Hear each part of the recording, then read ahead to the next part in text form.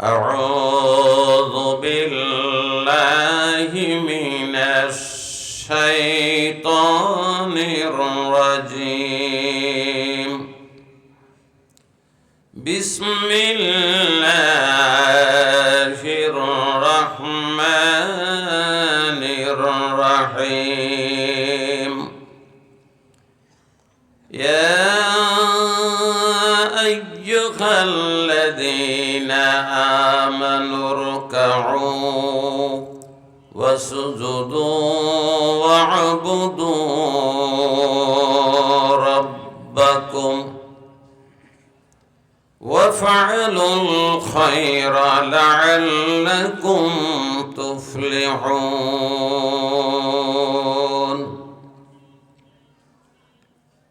وقال رسول الله صلى الله عليه وسلم: لا يؤمن أحدكم حتى أكون أحب إليه من والده وولده والناس أجمعين.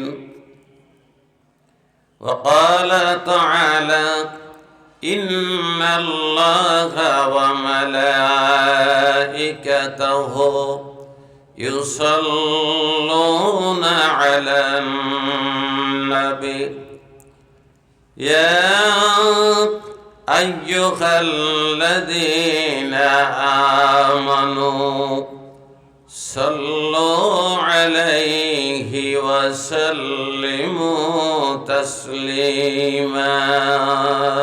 اللهم صل على مولانا محمد وعلى آل سيدنا رسولنا محمد. اللهم صل على مولانا محمد وعلى آل سيدنا حبيبنا محمد. بلغ العلا بكماله كشف الدجى بجماله حسنت جميع خصاله. صلوا عليه وآله نحمده ونصلي على رسوله الكريم. أما بعد. Hiroshima ক্রীড়া ও সামাজিক সংঘ ভেলুপাড়া ঈশ্বরদী কর্তৃক আয়োজিত আজকের এই তাফসিরুল কোরআন মাহফিলের সম্মানিত সভাপতি, বিশিষ্ট ইসলামিক চিন্তাবিদ, ঈশ্বরদীর কৃতি সন্তান, বাংলাদেশ জামায়াত ইসলামী পাবনা জেলা শাখার সম্মানিত আমির, ঈশ্বরদী আটঘরিয়ার জননন্দিত নেতা জনাব অধ্যাপক আবু তালেব মণ্ডল, আজকের মাহফিলের বিশেষ বক্তা আমার ভাই বন্ধুবর আলহাজ মাওলানা আয়ুব আলী ফারুকি, অধ্যাপক মাওলানা নজরুল ইসলাম, হাফেজ মাওলানা কুতুবউদ্দিন সহ অন্যান্য ওলামায়ে কেরাম, যারা এতক্ষণ আপনাদের কাছে কোরআন এবং হাদিসের কথা শুনিয়ে আপনাদেরকে ধন্য করেছেন। আজকের মাহফিলের আমন্ত্রিত অতিথিবৃন্দ, হিরোশিমা ক্রীড়া ও সামাজিক প্রতিষ্ঠানের সংঘের কর্মকর্তাবৃন্দ, আমার সামনে বসা পরম শ্রদ্ধেয় মুরব্বিয়ানে কেরাম, প্রাণ প্রিয় যুবক ভাইয়েরা, পর্দার আড়ালে মা ও বোনেরা, আমি আপনাদের সামনে কুরআনুল কারীমের একটা আয়াত তেলাওয়াত করেছি, ছোট্ট একটি হাদিস তেলাওয়াত করেছি। এর উপরেই কিছু কথা বলেই মোনাজাত করব ইনশাআল্লাহ।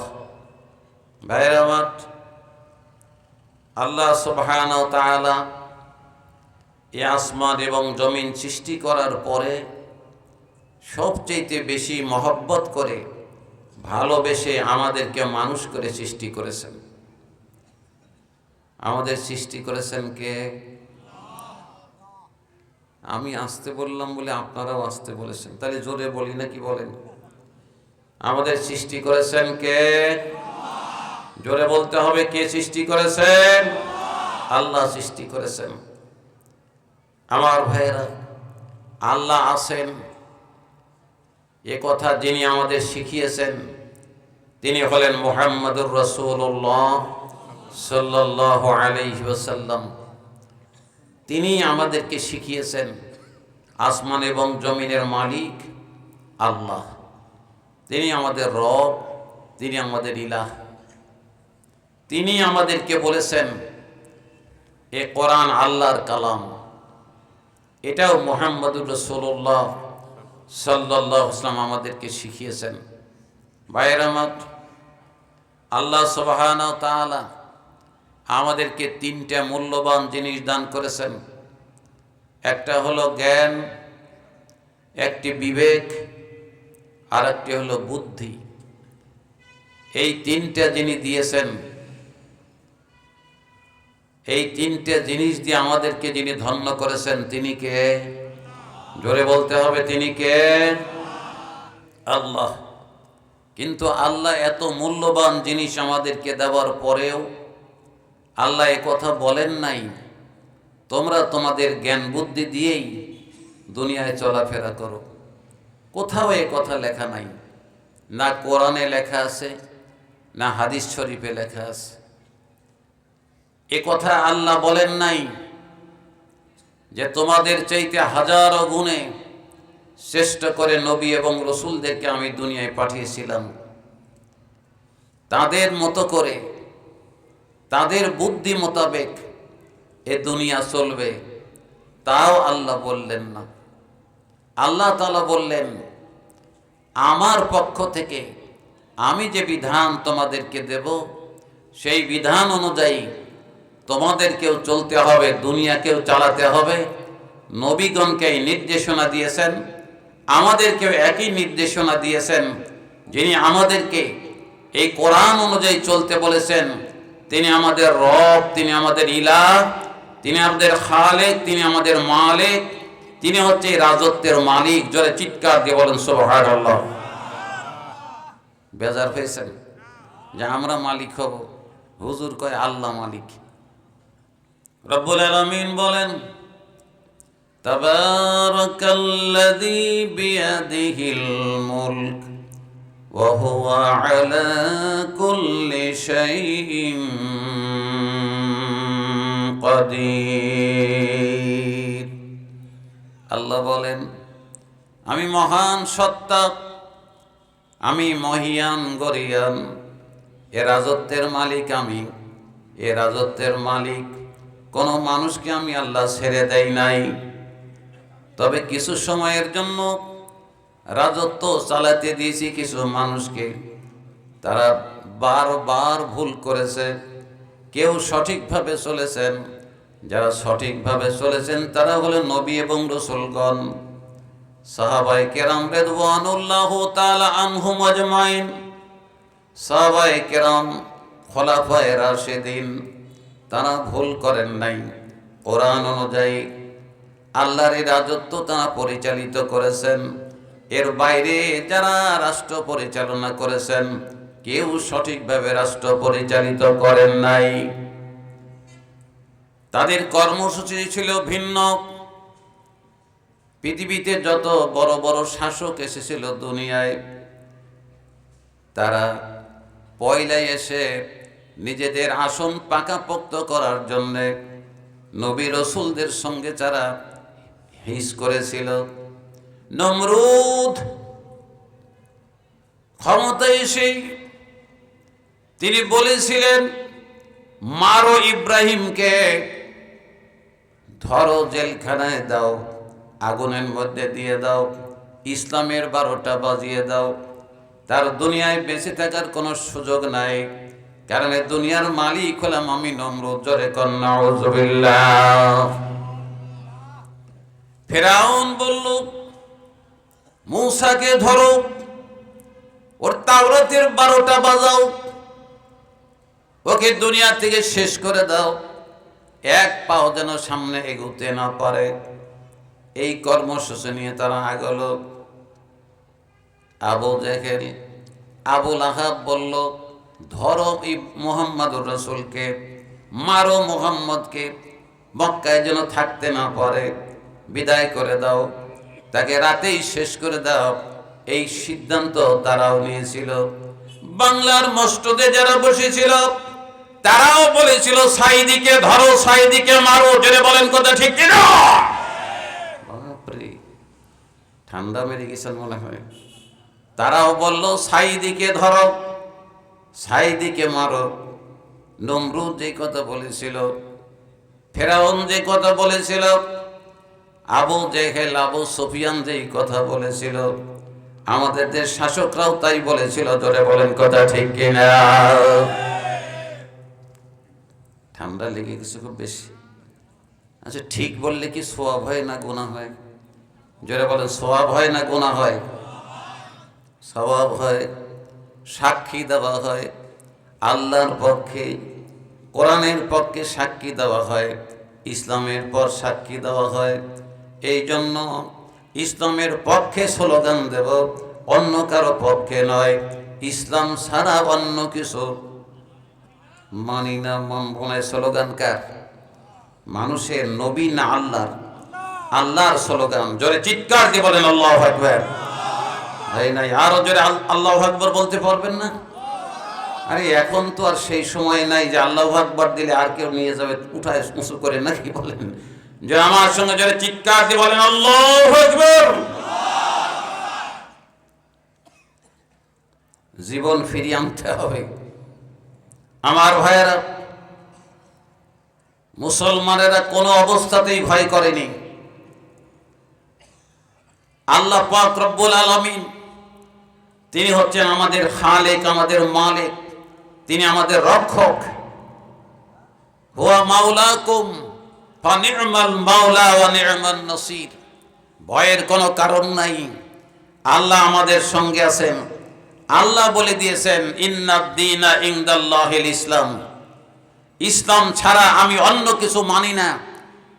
এই স্লোগান কোনো মানুষের নয়, এই স্লোগান হচ্ছে আল্লাহর।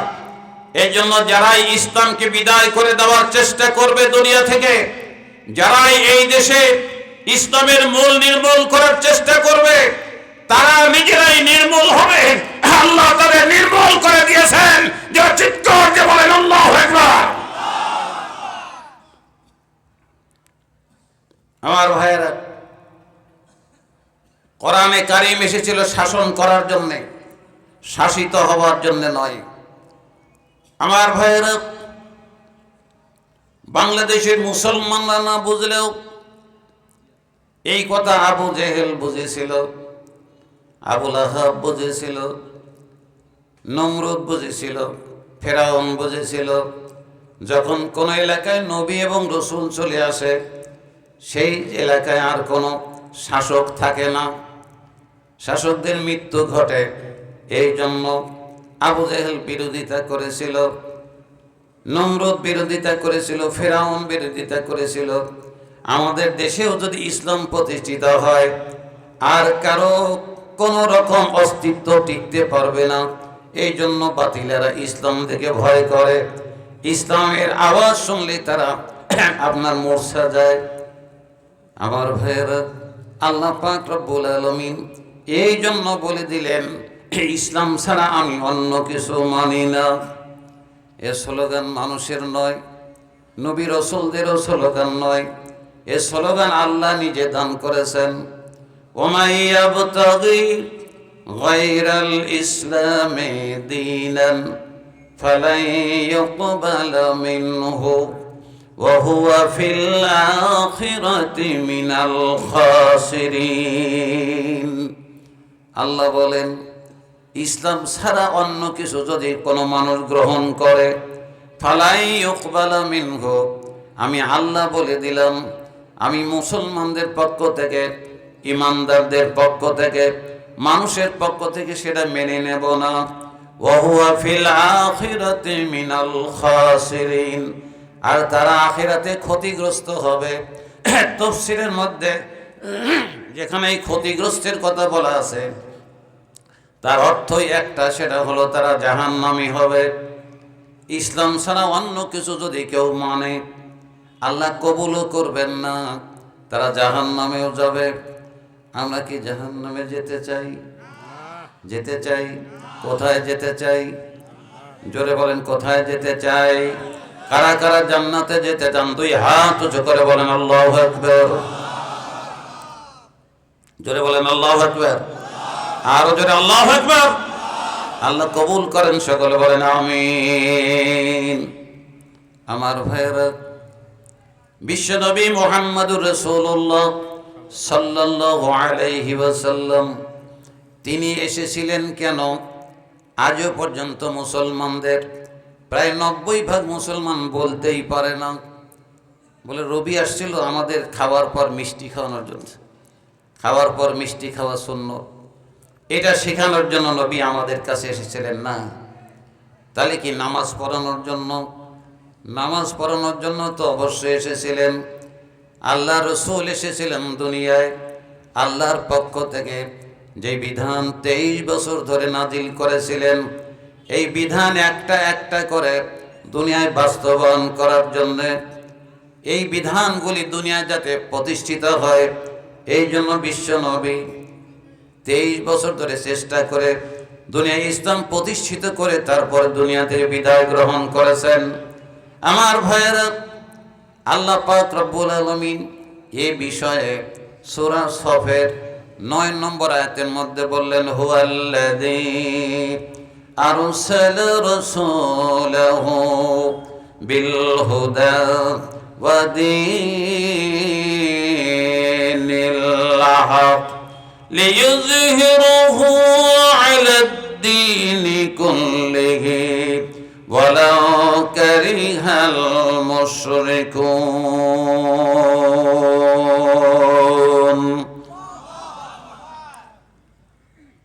বললেন তো আসতে বললেন কেন? জোরে বলতে পারবেন না? আল্লাহু আকবার।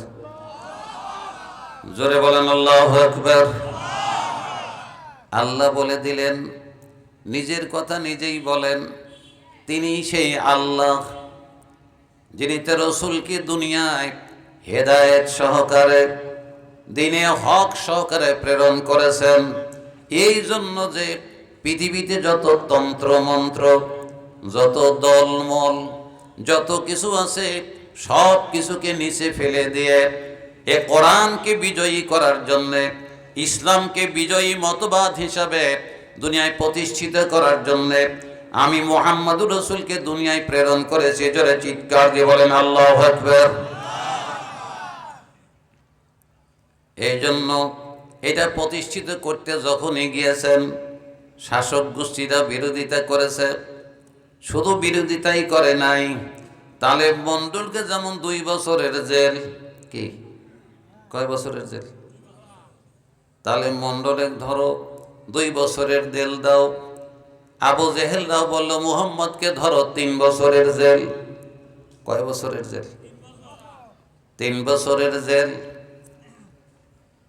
আমার ভাইয়েরা, মায়েরা, বোনেরা, তাইফের ময়দানে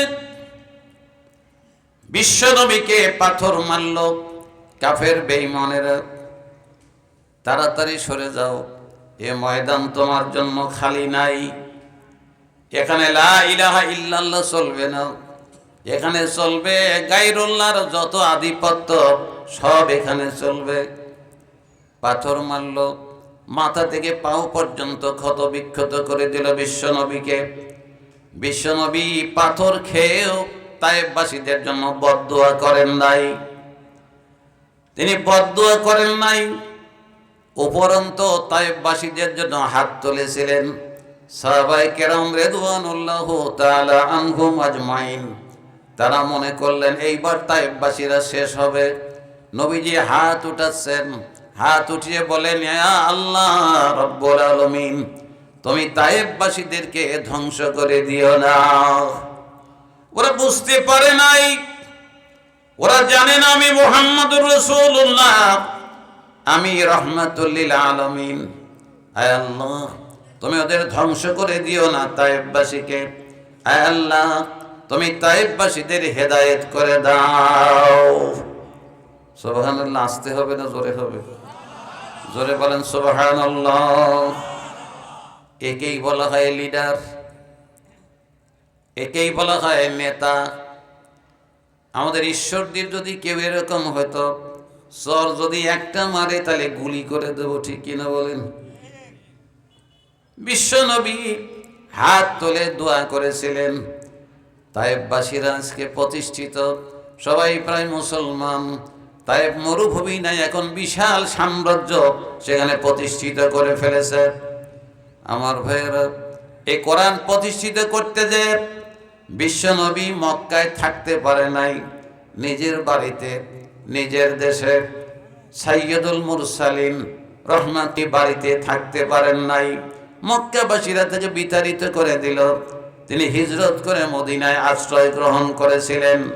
তাও তাদের বিরোধিতা শেষ হয়ে যায় নাই।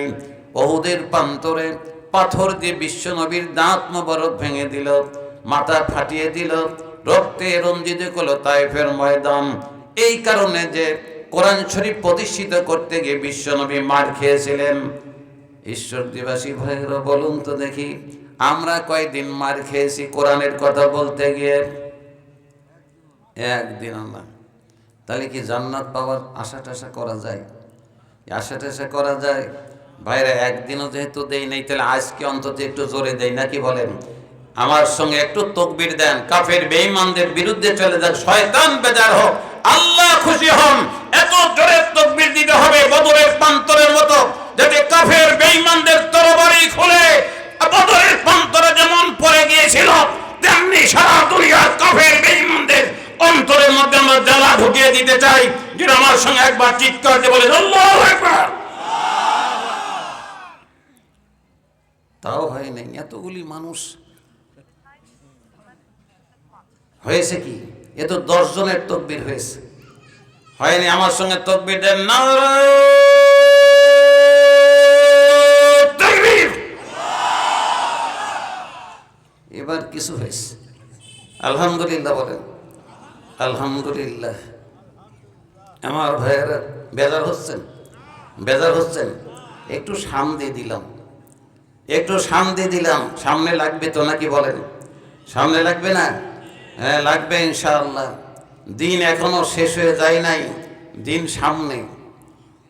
নারায়ে তাকবীর দেওয়ার দিন সামনে পড়ে আছে, এখনো ইসলামের বিরোধিতা শেষ হয়ে যায় নাই, মনে করার কোনো সুযোগও নাই। আমার ভাইয়েরা, নবী সাল্লাল্লাহু আলাইহি সাল্লাম কয়টা যুদ্ধ করেছিলেন ইসলাম কায়েম করতে গিয়ে? বলেন তো দেখি, কয়টা যুদ্ধ করেছিলেন? 57টা। কয়টা? আপনারা কয়টা? একটাও নয়। বিশ্বনবী 57টা যুদ্ধ করেছিলেন। সবগুলি যুদ্ধে তিনি নেতৃত্ব দিয়েছেন, আর যেগুলিতে সরাসরি তিনি সেনাপতিত্ব করেছেন, ওই সকল যুদ্ধে উম্মাহাতুল মুমিনিন রাসূলের কোনো না কোনো স্ত্রী যুদ্ধের ময়দানে গিয়েছেন, কোনো না কোনো স্ত্রী যুদ্ধের ময়দানে গিয়েছেন। বলবেন হুজুর, নবীদের সঙ্গে যুদ্ধের ময়দানে তাদের স্ত্রীরা যাবে কেন? কারণ কি? কারণ হলো, যুদ্ধের ময়দানে কাফের বেঈমানদের তরবারির আঘাতে মুসলমানের যখন ক্ষত বিক্ষত হয়ে যেত, পানি যখন পান করার সুযোগ আসত, মহিলা সাহাবীরা যুদ্ধের ময়দানে আহত যোদ্ধাদের পানি পান করাতেন। কত জায়গায় তিনি তারা পট্টি বেঁধে দিতেন। আমাদের দেশের এক শ্রেণীর মোল্লারা ফতোয়া দেয়, মেয়েরা কেন তালিমের কাজ করবে, মেয়েরা কেন বাইরে যাবে, মেয়েরা কেন কোরআনের দাওয়াত পেশ করবে। ভাইয়েরা, আপনার বাড়িতে যদি আমি ঢুকে পড়ি, আপনার ঢুকতে দেবেন? দিবেন ঢুকতে? জোরে বলতে হবে, ঢুকতে দিবেন? ঢুকতে দিবেন না। আমি পুরুষ মানুষ, আমি পুরুষদের মাঝে দিনের দাওয়াত পেশ করব, নারীরা নারীদের মধ্যে দাওয়াত পেশ করবে, এটাই আল্লাহর হুকুম। কারণ কোরআন শরীফে নারীদের জন্য আলাদা আয়াত নাজিল হয় নাই, পুরুষের জন্য আলাদা আয়াত নাজিল হয় নাই। যতগুলি আয়াত নাজিল হয়েছে নারীদের জন্য এবং পুরুষের উভয়ের জন্য আল্লাহ নাজিল করেছেন। এই জন্য প্রত্যেক ঈমানদার নর এবং নারী তাদেরকে আল্লাহ পাক রব্বুল আলামিন দাওয়াতের কাজ করতে বলেছেন। এবং একদল মানুষ কিয়ামত পর্যন্ত থাকবে, যত ঝড় আসুক, তুফান আসুক, জেল জুলুম, ফাঁসি টাসি যাই আসুক, সব কিছু থাকার পরে তারা ইসলামের দাওয়াত পেশ করবে, এক পাও পিছু হটবে না। ওয়ালতাকুম মিনকুম উম্মাতুন ইয়াদউনা ইলাল খায়রি ওয়া ইয়া'মুরুনা বিল মা'রুফি ওয়া ইয়ানহাউনা আনিল মুনকার ওয়া উলাইকা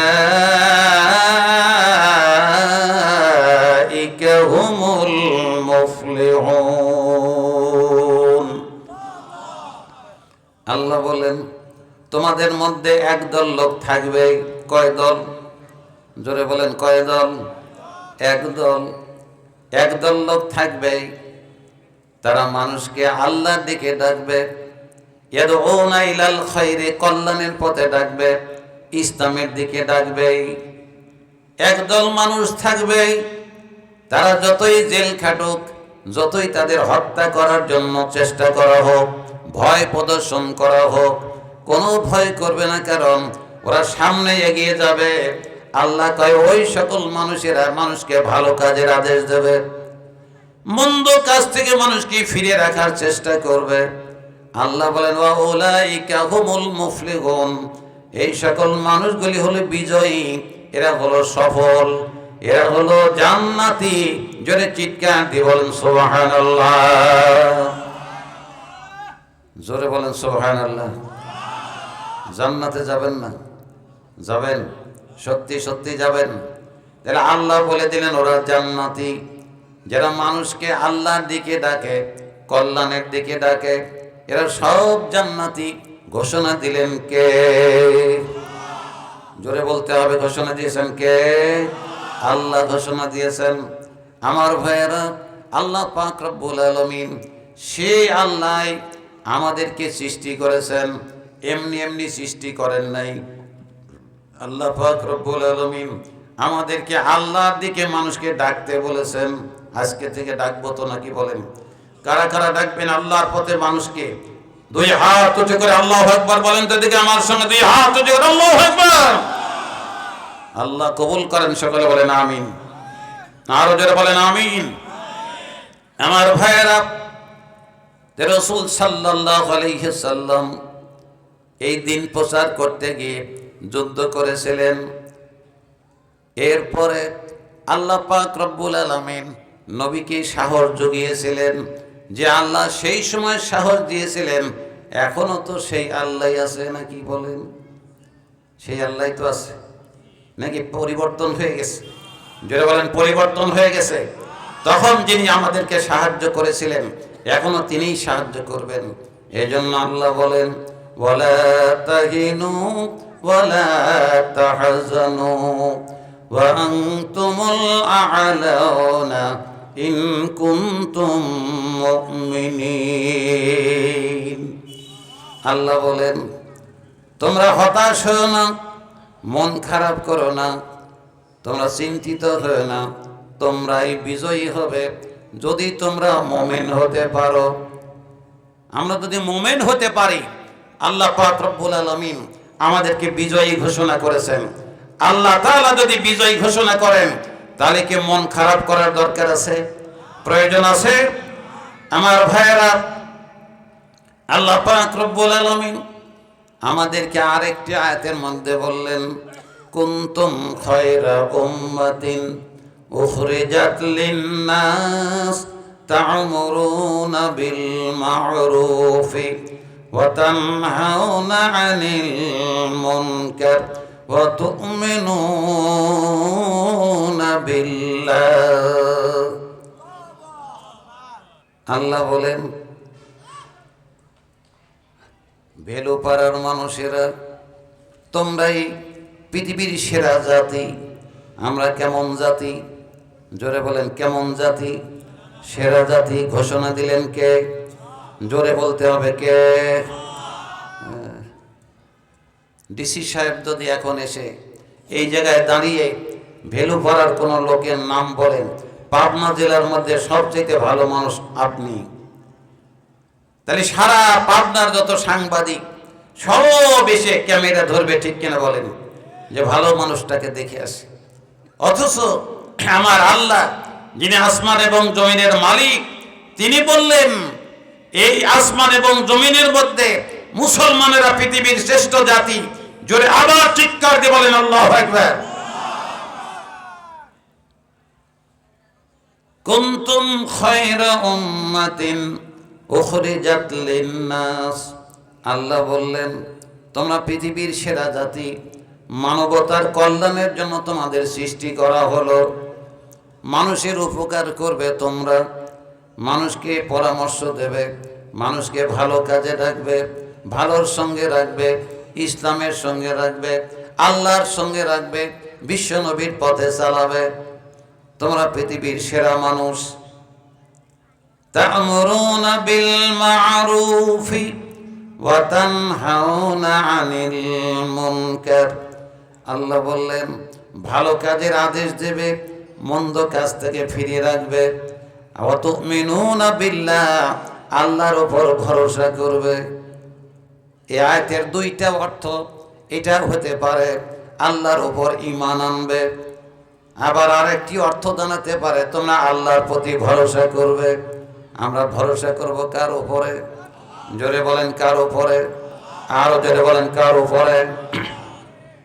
ইন্নামাল মুমিনুনা আল্লাযীনা ইযা যুকিরাল্লাহু ওয়াজিলাত কুলুবুহুম ওয়া ইযা তুলিয়াত আলাইহিম আয়াতুহু জাদাতুহুম ঈমানাও ওয়া আলা রাব্বিহিম ইয়াতাওয়াক্কালুন। আল্লাহ বললেন, নিশ্চয় ঈমানদার তো ওরাই যাদের সামনে আল্লাহর নাম উচ্চারণ করা হয় তখন তারা আল্লাহর ভয়ে ভীত হয়ে বিনয়ী হয়ে যায়, নম্র নম্র ভদ্র হয়ে যায়। তাদের সামনে যখন কোরআনের আয়াত তেলাওয়াত করা হয় তখন তাদের ঈমান বেড়ে যায়। ওয়া আলা রাব্বিহিম ইয়াতাওয়াক্কালুন, আর ওরা আল্লাহর উপর ভরসা করে। যত আপদ বিপদ, যত ঝড় তুফান আসুক, ভরসা করে কার উপরে? আল্লাহর উপর ভরসা করে। আমরা কার উপর ভরসা করব? জোরে বলেন কার উপর ভরসা করব? আল্লাহর উপর ভরসা করব, কারণ আল্লাহ ছাড়া আমাদের আর কোনো বন্ধু নাই। আল্লাহ বলেন, ফানি'মাল মাওলা ওয়া নি'মান নাসির। আর আমি শুধুমাত্র তোমাদের অভিভাবক নয়, উত্তম অভিভাবক। আমার চাইতে উত্তম অভিভাবক আসমান এবং জমিনের মধ্যে আর কেউ নাই। এই জন্য রব্বুল আলামিন এই সূরা হজের ৭৭ নম্বর আয়াতে আমাদেরকে ডাক দিলেন, ইয়া আইয়ুহাল্লাযীনা আমানুর কাউ ওয়াসজুদু ওয়া'বুদু রাব্বাকুম ওয়া ফা'আলুল খায়রা লাআল্লাকুম তুফলিহুন। আল্লাহ বলেন, ও ঈমানদারেরা, আমার প্রতি যারা বিশ্বাস স্থাপন করেছো তারা আমার জন্য রুকু করো। আমার জন্য রুকু করতে হবে। রুকুন শব্দের অর্থ হলো বিনয়ী হওয়া, নম্রতা প্রদর্শন করা। বান্দা যখন আল্লাহর সামনে বিনয়ী হয়, আল্লাহু আকবার বলে, বিনয় নম্রতা প্রকাশ করে, আল্লাহ পাক জাহান্নাম দূরে নিয়ে যায়, জান্নাত কাছে নিয়ে আসেন। আল্লাহ তাআলা গুনাহ অনেক দূরে নিয়ে যান। আল্লাহ নেকির পাল্লা ভারী করতে থাকেন। আল্লাহর বান্দা আল্লাহর সঙ্গে কানেকশন বেশি হয়ে যায়। জোরে চিৎকার দিয়ে বলেন সুবহানাল্লাহ। রাসূল সাল্লাল্লাহু আলাইহি ওয়াসাল্লামকে আল্লাহ পাক রব্বুল আলামিন মেরাজ করেছিলেন আসমানে আরশে আজিমে।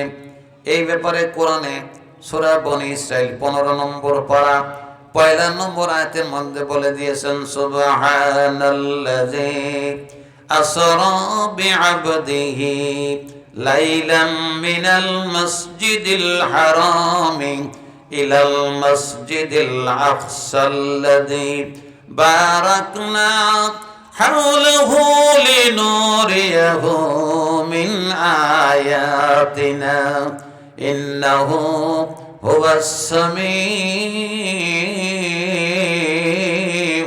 বাসীর। আয়াত বলে দেয় নবীজি মেরাজ করেছিলেন আল্লাহর সঙ্গে আরশে আজিমে। বিশ্ব নবী বলেন ভেলুপাড়ার মানুষও আল্লাহর সঙ্গে মেরাজ করে। সুবহানাল্লাহ বলবেন না? আসসালাতু মিরাজুল মুমিনিন। আল্লাহ বলেন ভেলুপাড়ার মানুষ যখন নামাজে দাঁড়ায় আল্লাহু আকবার বলে, ওই সময় যখন রুকুতে চলে যায় আল্লাহ পাকের কাছাকাছি চলে যায়, আল্লাহর সঙ্গে নামাজের মধ্যে কথোপকথন করে। বান্দা যখন কোরআন শরীফ তেলাওয়াত করে তখন আল্লাহর সঙ্গে কথোপকথন করে। আল্লাহ এবং বান্দা এক জায়গায় হয়ে যায় রুকুর মাধ্যমে। জোরে চিৎকার দিয়ে বলেন সুবহানাল্লাহ। আমার ভাইয়েরা, আল্লাহ রুকু পছন্দ করেন, অনেক ইবাদত আল্লাহ পছন্দ করেন, তার মধ্যে সবচেয়ে বেশি পছন্দ করেন বান্দা যখন রুকুতে চলে যায়। এর চাইতে বেশি ভালো পছন্দের তালিকায় আরেকটি ইবাদত আল্লাহর কাছে আছে, সেটা হলো ওয়াসজুদু। আর বান্দা যখন সেজদা করে, রাসূল সাল্লাল্লাহু আলাইহি সাল্লামকে সাহাবায়ে কেরাম প্রশ্ন করলেন, ইয়া রাসূলুল্লাহ, ইয়া হাবিবাল্লাহ, আল্লাহর কাছে নামাজের মধ্যে সবচেয়ে পছন্দের কোন জায়গা? বিশ্বনবী মুহাম্মদুর রাসূলুল্লাহ সাল্লাল্লাহু আলাইহি ওয়াসাল্লাম বলে দিলেন, আল্লাহর কাছে পছন্দের জায়গা হলো বান্দা যখন সেজদা অবনত হয়ে যায়, মুস্তুক মাটিতে ঠেকিয়ে দেয়, যায় নামাজে ঠেকিয়ে দেয়, সুবহান রাব্বিয়াল আলা পড়তে থাকে। আল্লাহ পাক রব্বুল আলামিন এত খুশি হন, আসমানের দরজা, জমিনের দরজা, সব দরজা সহ জান্নাতের সকল দরজা বান্দার জন্য খুলে যায়। জোরে চিৎকার দিয়ে বলেন সুবহানাল্লাহ। এই জন্য আল্লাহ সূরা হজের ৭৭ নম্বর আয়াতে বললেন, ওয়ারকাউ ওয়াসজুদু ওয়া'বুদু রাব্বাকুম। আমার ভাইয়েরা, আল্লাহ বলেন তোমাদের রবের গোলাম হয়ে যাও। এটা এখানে যেমন বলা আছে সূরা বাকারার ২১ নম্বর আয়াতে, আল্লাহ পাক রব্বুল আলামিন একই ভাবে বলে দিয়েছেন, ইয়া আইয়ুহান নাসু উবুদু রাব্বাকুম আল্লাযী খালাকাকুম ওয়াল্লাযীনা মিন ক্বাবলিকুম লাআল্লাকুম তাত্তাকুন। আল্লাহ বললেন, হে মানুষেরা, ওই জায়গায় ইমানদার বলে নাই আল্লাহ, ওই জায়গায় আল্লাহ বলেন হে ইমানদারেরা নয়, হে মানুষেরা। এই কথার দ্বারা বোঝা যায় আমার নবী, বিশ্ব নবী, তিনি শুধু ইমানদারদের রব নন, তিনি হচ্ছেন সকল মানুষের রব, সকল মানুষের জন্য সমানভাবে তিনি রব। ওই রবের ইবাদত করো। আল্লাহ পাক বললেন এই জন্য ইবাদত করা লাগবে, কারণ তিনি তোমাদেরকে সৃষ্টি করেছেন, তোমাদের পূর্বপুরুষদেরকেও সৃষ্টি করেছেন। এই জন্য যদি তোমরা ইবাদত করো, লাআল্লাকুম তাত্তাকুন, তাহলে তোমরা ভ্যালু পাড়ার মানুষ সব মুত্তাকি হতে পারবে। সুবহানাল্লাহ। আসতে বললেন, একজন বললেন, আর বাকিরা কি জান্নাতে যাবেন না? জোরে বলেন সুবহানাল্লাহ। আল্লাহ পাক রব্বুল আলামিন বললেন, ওয়া'বুদু রাব্বাকুম, তোমাদের রবের গোলাম হয়ে যাও। বলবেন হুজুর, ওয়া'বুদু ইবাদত শব্দের অর্থ কি? ইবাদত শব্দের অর্থ হলো হুকুম মেনে চলা, আইন মেনে চলা, কথা শোনা, মেনে চলা, এটার নাম হলো ইবাদত। আল্লাহ যা যা বলেছেন সেইটা মেনে চলার নাম হলো ইবাদত। আর এর বাইরে যদি যাবেন তাহলে সর্বনাশ। আমার ভাইয়েরা, মায়েরা, বোনেরা, এই জন্য আল্লাহর কথা শোনা লাগবে। জান্নাত কার হাতে, জাহান্নাম কার হাতে? তাহলে কথা শুনতে হবে কার? জোরে বলেন, কথা শুনতে হবে কার? এই জন্য আল্লাহর ইবাদত করা লাগবে। আবু জেহেল ইবাদত করেছিল কার? লাত, মানাত, হবল, উজ্জা, এদের ইবাদত করেছিল। ওরা পাথরের তৈরি ছিল। জোরে বলেন ঠিক কিনা? কিসের তৈরি ছিল? জোরে বলেন, কিসের তৈরি ছিল? পাথরের তৈরি ছিল। ওই পাথরের তৈরি মূর্তিগুলির কাছে তারা নিজেদের চাওয়া এবং পাওয়ার ভরসা স্থল তৈরি করেছিল। আর তাদের বিরুদ্ধে কথা বললেই তার পথে অ্যাকশন। আমার ভাইয়েরা, আমরা কি দেখলাম 15 বছরে? কোরআনের বিরুদ্ধে কথা বললে কোনো পানিশমেন্ট নাই, রসুলের বিরুদ্ধে কথা বললে কোনো পানিশমেন্ট নাই, কোরআনের বিরুদ্ধে কথা বললে কোনো পানিশমেন্ট নাই। তার বাবার বিরুদ্ধে কথা বললে 14 বছরের জেল। ঠিক কিনা বলেন? দেখি নাই? আমার ভাইয়েরা, এটা আমরা বাংলাদেশেই দেখলাম। আল্লাহ পাক রব্বুল আলামিন আরো দেখালেন। কারণ আবু জেহেলরা 360টা মক্কার মধ্যে কাবার ঘরের মধ্যে রেখে দিয়েছিল। ওরা বাইরে তেমন কিছু করে নাই। আমরা 15 বছর দেখলাম বাইরে বড় বড় খোদা বানাইলো। জোরে বলেন ঠিক কিনা? 10,000 বানাইলো, 6,000 কোটি টাকা খরচ। আবু জেহেলরাও তাই করেছিল, এরাও তাই করেছিল। এই জন্য আল্লাহ বেশিক্ষণ তাদের রাখে নাই। আর বেশিক্ষণ রাখা যাবে না, কারণ ওরা পরায় আমার চাইতেও বড় হয়ে গেছে। কারণ হলো, আমার বিরুদ্ধে কথা বলে তাদের কোনো শাস্তি দেয় না, রসুলের বিরুদ্ধে কথা বলে তাদের কোনো শাস্তি দেয় না, কোরআনের বিরুদ্ধে কথা বলে তাদের কোনো শাস্তি দেয় না। আর তার বাবার বিরুদ্ধে কথা বললে 14 বছরের জেল দেয়। ঠিক কিনা বলেন? আল্লাহ বললেন বেশিক্ষণ রাখবো না রে, এক ধাক্কে মারবো, এক ধাক্কায় চলে যাবে মামা বাড়ি। জোরে বলেন ঠিক কিনা? এক ধাক্কায় কোন জায়গায় গেছে? মামার বাড়ি। আমার ভাইয়েরা, আল্লাহ পাক রব্বুল আলামিন এই জন্য বলেন ইবাদত ওদের করা যাবে না, ইবাদত করা লাগবে কার? জোরে বলেন কার? আল্লাহ বলেন আমি হলাম রব, আমার ইবাদত করা লাগবে। বেলুপাড়ার ভাইয়েরা, রব কাকে বলে একটু শুনে যাই। রব কাকে বলে? রব হচ্ছেন তিনি যিনি নিরঙ্কুশ ক্ষমতার মালিক, সর্বময় ক্ষমতার যিনি মালিক, যিনি অস্তিত্বহীন থেকে অস্তিত্ব প্রদান করেন, লালন পালন করেন, বড় বানান। আবার যখন শেষ হয়ে যায় সময়, আস্তে করে ধরে আস্তে করে গোরস্থানে শুইয়ে দেয়। তিনি হলেন রব। এই রবের ইবাদত করা লাগবে, কারণ তিনি আমাদের লালন পালন করেন, তিনি আমাদের বড় করেন। আবার যখন সময় শেষ হয়ে যায়, আমাদেরকে বিদায় করে দেবেন। আবার আসমান এবং জমিনও লালন পালন করছেন। যখন এটারও সময় শেষ হয়ে যাবে, তখন একটা ইসরাফিলের ফু দিয়ে দুনিয়া নিঃশেষ করে দিবেন। তিনি হলেন রব। এই রবের গোলাম হতে হবে। সর্বশক্তিমান তিনি। এই কথা সূরা মুলকের 1 নম্বর আয়াতে আল্লাহ বললেন, তাবারাকাল্লাযী বিয়াদিহিল মুলক ওয়া হুয়া আলা কুল্লি শাইইন কাদির। আল্লাহ বলেন আমি সর্বময় ক্ষমতার মালিক, আমি এ রাজত্বের মালিক, রাজত্ব চালাই আমি। বৃষ্টি কেমনে দিতে হয় এটা মানুষ দেয় না, দেন কে? সূর্যের আলো কোন জায়গায় কতটুক দিতে হবে এইটা দেন কে? জোরে বলেন কে? বাতাস প্রবাহিত করেন কে? আল্লাহ প্রবাহিত করেন। এই জন্য তিনি হলেন রব। এগুলি দিয়ে তিনি আমাদের লালন পালন করেন। 4 নম্বর, ওয়াফআলুল খায়রা, ভালো ভালো কাজ করো। আল্লাহ নিজে এত কথা বলার পরে আবার কেন ভালো ভালো কাজের কথা বললেন?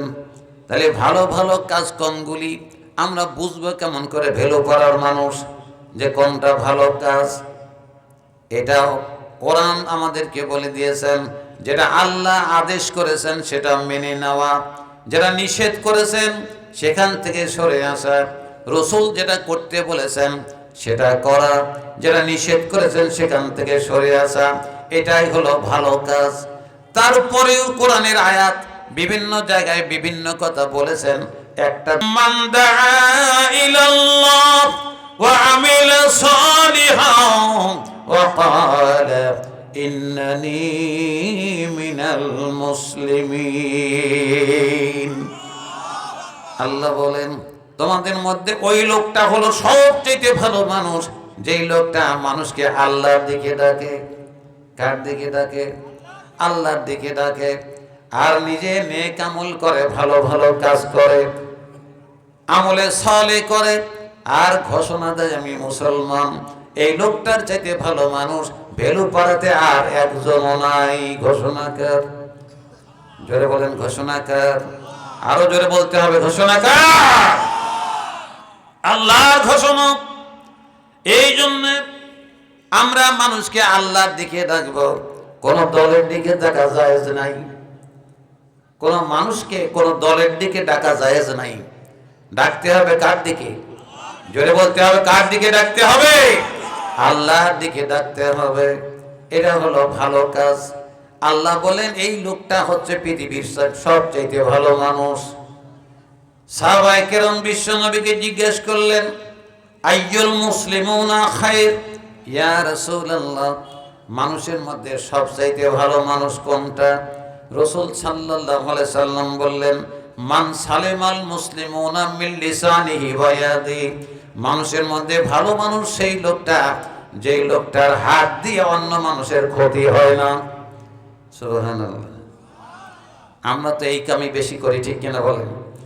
সব টাকা চুরি করে নিলাম ব্যাংকের হাত দিয়ে, ঠিক কিনা বলেন? কি দিয়ে নিয়েছিলাম? হাত দিয়ে বস্তা বস্তা, গাড়ি গাড়ি টাকা নিলাম ব্যাংক থেকে চুরি করে, হাত দিয়ে দিয়ে।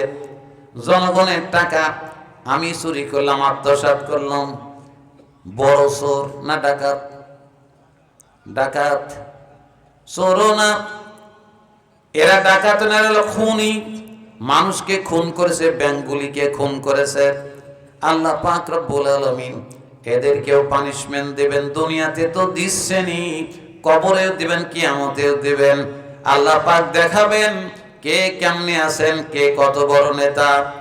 যে কথা বলতেছিলাম ভাইয়েরা, মায়েরা, বোনেরা, আবু জেহেল অখুশি হলো। তাদের বাপ দাদার মূর্তিগুলি বিশ্ব নবী যখন ভেঙে দিলেন, ওরা অখুশি হলো। আমাদের দেশের শাসকরাও অখুশি হলো, ঠিক কিনা বলেন? আহারে এত সুন্দর করে বানাইলাম আর ওরা সব ভেঙে দিল। কেউ কেউ আর মাথার পর পানি ঢেলে দিছে নাকি? হ্যাঁ, গরম পানি ঢেলে দিছে। আমার ভাইয়েরা, কথায় কথা আসে তাই কথাগুলি বললাম। আল্লাহ মাফ করেন যদি ভুল হয়। আমার ভাইয়েরা, আমি তাদেরকে বলে দিতে চাই, যদি আল্লাহ তাদের প্রতি বেজার হয়, আবু জেহেলদের কাজকর্ম যদি আল্লাহর পছন্দ না হয়, তাহলে আমাদের দেশেও যারা মূর্তি বানালো হাজার হাজার, তারা কি মুসলমানের গোষ্ঠীর লোক না আবু জেহেলদের গোষ্ঠীর লোক? আবু জেহেলদের গোষ্ঠীর লোক। কিয়ামতের দিন আল্লাহ তাআলা যেদিন আমাদের উঠাবেন, সেদিন আমরা রসুলের কাতারে দাঁড়িয়ে যাব। জোরে বলেন ঠিক কিনা? আমরা আলেমদের কাতারে দাঁড়িয়ে যাব, সাইদিদের কাতারে দাঁড়িয়ে যাব। আর যারা বাংলাদেশে মূর্তি পূজা বানালো, ওরা কিয়ামতের ময়দানে আবু জেহেল আবু লাহাবদের কাতারে দাঁড়াবে, জোর কোনো সন্দেহ নাই। জোরে বলেন ঠিক কিনা? খবর আছে না নাই? জোরে বলেন খবর আছে না নাই? খবর আছে। এই জন্য যারা ওইটাকে সমর্থন করে, যারা ওইগুলিকে সমর্থন করে, তাদের কিন্তু খবর আছে। বলবেন হুজুর আমরা যে নামাজ পড়ি, আল্লাহ বলবেন তোর নামাজ রাখ, তোর রোজা রাখ, তোর হজ রাখ, তোর যাকাত রাখ। তুই মূর্তি পূজার সমর্থন করেছিলি কেন? তাই আগে বলবি, তারপরে তোর জান্নাত দেব। ঠিক কিনা বলেন? আমার ভাইয়েরা, সাহাবায়ে কেরাম প্রশ্ন করলেন, ইয়া রাসূলুল্লাহ, ইয়া হাবিবাল্লাহ, সবচেয়ে ভালো মানুষ কোনটা? নবীজি বললেন, যার মুখের দ্বারা অন্য মানুষের কোনো ক্ষতি হয় না, জবান দিয়ে অন্য কারো মানুষের ক্ষতি করার চেষ্টা করে না, মিথ্যা সাক্ষ্য দেয় না, আদালতে গিয়ে গালিগুলোজ করে না, খারাপ কথা বলে না, এই লোকগুলি হচ্ছে পৃথিবীর সবচাইতে ভালো মানুষ। আমাদের দেশে আদালতে দাঁড়িয়ে আমরা কারি কারি মিথ্যা কথা বলি, ঠিক কিনা বলেন? যে সারে জমি আমার দাদা কিনেছে, বাপ কিনেছে, ইত্যাদি ইত্যাদি। আমার ভাইয়েরা, আল্লাহ পাক রব্বুল আলামিন এরপরে বিশ্ব নবীকে জিজ্ঞেস করলেন, সাহাবায়ে কেরাম, ইয়া রাসূলুল্লাহ, ইয়া হাবিবাল্লাহ, আইয়ুল মুসলিমিনা খায়র ইয়া রাসূলুল্লাহ, হে আল্লাহর নবী, সবচেয়ে ভালো মানুষ কোনটা? নবীজি বললেন, যেই লোকটা আগে আগে সালাম দেয়। কি করে? আগে আগে সালাম দেয়। আমরা কি দেই সালাম? আমরা আগে সালাম দেই না। আর হুজুররা তো আগে সালাম দিবিরই চাই না, ঠিক কিনা বলেন? আমাদেরই দোষ বেশি দেখলাম, কারণ আমরা রাস্তা দিয়ে যাই আর কই লোকটা যিনি আমাকে সালাম দেয়, ঠিক কিনা বলেন? আমার ভাইয়েরা, এই অভ্যাস আমাদের তাড়াতে হবে, এই অভ্যাস রাখা যাবে না। এটা ভালো মানুষের লক্ষণ নয়। ভালো মানুষের লক্ষণ হলো যিনি আগে আগে সালাম প্রদান করবেন, তিনি হলেন ভালো মানুষ। বলবেন, হুজুর এত ভালো কি কাম সালামের মধ্যে? আল্লাহ রসুল বলেছেন, হাদিস শরীফের মধ্যে বলেছেন, যেই লোকটা আগে সালাম দিল, আল্লাহ পাক রব্বুল আলামিন ওই লোকটার জন্য জান্নাতের মধ্যে একটা ঘর বানায় দেন। তাহলে আজকে থেকে আমরা আগে সালাম দেব, রাজি তো? 2 নম্বর, নবীজি বললেন, যেই লোকটা অনাহারী লোককে, যে লোকটা অনাথ মানুষকে, যে লোকটা বিপর্যস্ত মানুষকে, গরিব মানুষকে খাবার দেয়, বাড়িতে ডেকে নিয়ে যায় খাবার দেয়, এই লোকটা হলো পৃথিবীর সবচাইতে ভালো মানুষ। বলবেন, হুজুর আমি তো দিতেই চাই, বউ কয় মেনসে কাঠ ধরে নিয়ে আইসাও, নাকি বলেন? আমাদের দেশের মেয়েরা কিন্তু এটা পছন্দ করে না। পুরুষেরা অনেক সময় মন টন গলে কাউকে ধরে বাড়ির দরজায় নিয়ে আসে, ওরে আল্লাহ, ভিতরের যিনি তিনি একেবারে চিৎকার করে ওঠেন, ঠিক কিনা বলেন? মায়েরা, বোনেরা, এটা করা যাবে না। আবু দারদা রাদিয়াল্লাহু তাআলা আনহু রাসূলের সামনে বসা ছিলেন, রাসূল দানের ওয়াজ করতেছিলেন। 2টা খেজুরের বাগান, একটা খেজুরের বাগান দিয়ে দিল, বাড়িতে দৌড়ে গেল দারদার মা, তাড়াতাড়ি বের হও, বড় খেজুরের বাগানটা আমরা যেখানে থাকি এটা বাইতুল মালে ইসলামের জন্য দান করে দিছি। দারদার মাও কি করছে শোনেন, ও আমার স্বামী আবু দারদা, দারদার বাবা, আজকে তুমি সবচাইতে ভালো কাজ করেছো, জোরে কোন সুবহানাল্লাহ। এইগুলি হলো বউ। আর আমাদের ঘরে যেগুলি আছে ওগুলি কি? টৌ, নাকি কোন? সাহাবায়ে কেরাম পুরুষরাও যেমন ছিলেন, নারীরাও তেমন ছিলেন। ইসলামের পাগল, আল্লাহর পাগল। এমনি ভ্যালু পারা ইসলাম আসে নাই, অনেক ত্যাগ তিতিক্ষার ফলে ইসলাম ভ্যালু পারা এসেছিল। আমার ভাইয়েরা, মায়েরা, বোনেরা, আল্লাহ পাক রব্বুল আলামিন 4টা কাজ করতে বললেন এই আয়াতের মধ্যে। আল্লাহ বলেন, ইয়া আইয়ুহাল্লাযীনা আমানুর কাউ, 1 নম্বর রুকু করা, 2 নম্বর আসজুদু সিজদা করা, 3 নম্বর আবুদু রাব্বাকুম রবের ইবাদত করা, 4 নম্বর হলো ওয়াফআলুল খায়রা ভালো ভালো কাজ করা। এই 4টা কাজ যদি ভ্যালু পারার মানুষ করে, আল্লাহ পাক রব্বুল আলামিন তাদের জন্য বলেন, ওয়া উলাইকা হুমুল মুফলিহুন। আল্লাহ বললেন, ওই মানুষগুলি নারী হোক আর পুরুষ হোক, ওই মানুষগুলি মুফলিহুন মানে সার্থক, তারা সফল, তারা জান্নাতি, জাহান্নাম থেকে মুক্তি পেয়ে গেল। জোরে চিৎকার দিয়ে বলেন সুবহানাল্লাহ। বেজান না খুশি? যারা খুশি তারা জোরে একবারে শেষ মেশ শেষে জোরে আল্লাহু আকবার দেবেন, দুই হাত তুলে আল্লাহু আকবার। আল্লাহ কবুল করেন।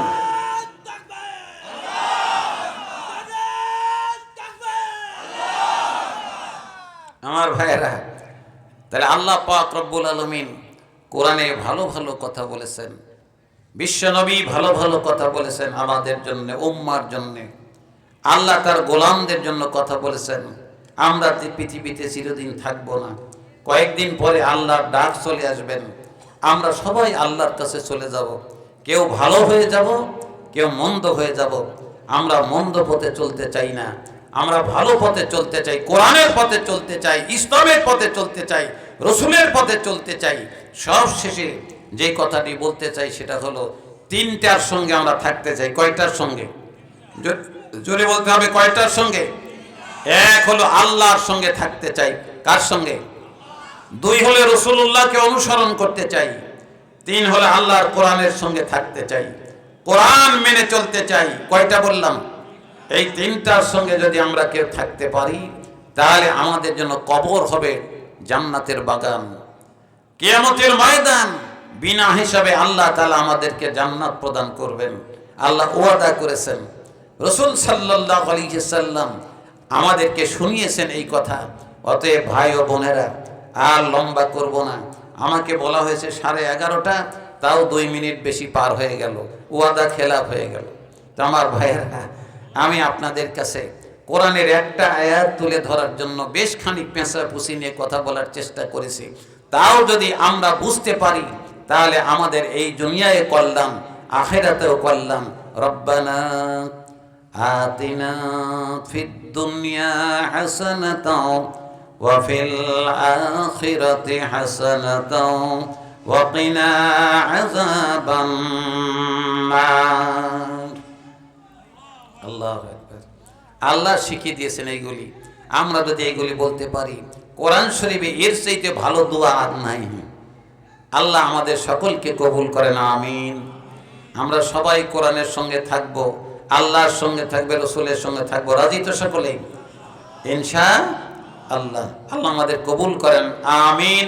ওয়া আখিরু দাওয়ানা আনিল হামদুলিল্লাহি রাব্বিল আলামিন। আসসালামু আলাইকুম।